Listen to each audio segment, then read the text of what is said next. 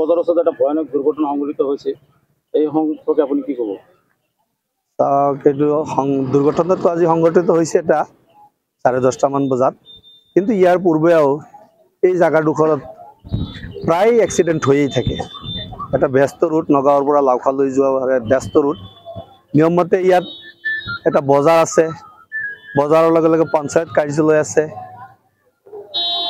মছজিদ এখন আছে, বিদ্যালয় আছে, চিঙিমাৰী মহম্মদ আলী উচ্চতৰ মাধ্যমিক বিদ্যালয়।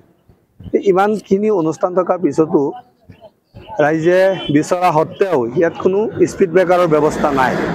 গতিকে ৰাইজৰ আপত্তি আৰু দাবী, এই এক্সিডেণ্টখিনি ৰোধ কৰিবলৈ হ'লে অন্ততঃ স্কুলৰ আগফালে এটা আৰু বজাৰ পাৰ হৈ এটা দুটা স্পীড ব্ৰেকাৰৰ ব্যৱস্থা হ'ব লাগে। আৰু প্ৰশাসনক অনুৰোধ জনাম যাতে বিভাগীয়ভাৱে এই PWD ৰাস্তাৰ ওপৰত PWDৰ হস্তক্ষেপ যাতে স্পীড ব্ৰেকাৰৰ ব্যৱস্থা হয়। আজি যে দুৰ্ঘটনা হৈছে মানুহটো কেনেকুৱা অৱস্থা? দুৰ্ঘটনা হোৱাৰ পিছ মুহূৰ্তত মই আহি উপস্থিত হৈছোঁ।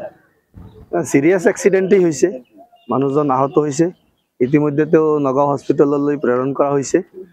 গতিকে কি অৱস্থাত আছে সেই কথাখিনি এতিয়া আমি গম পোৱা নাই। ৰূপহী থানাৰ আৰক্ষী আহিছিল নেকি? আহিছে ৰূপহী থানাৰ পৰা। ইয়াৰ পৰা ৰিপৰ্ট আৰক্ষী আহি ৰিপৰ্ট আৰু গাড়ীখন চিজ কৰি লৈ গৈছে। ইতিমধ্যে গাড়ীখন লৈ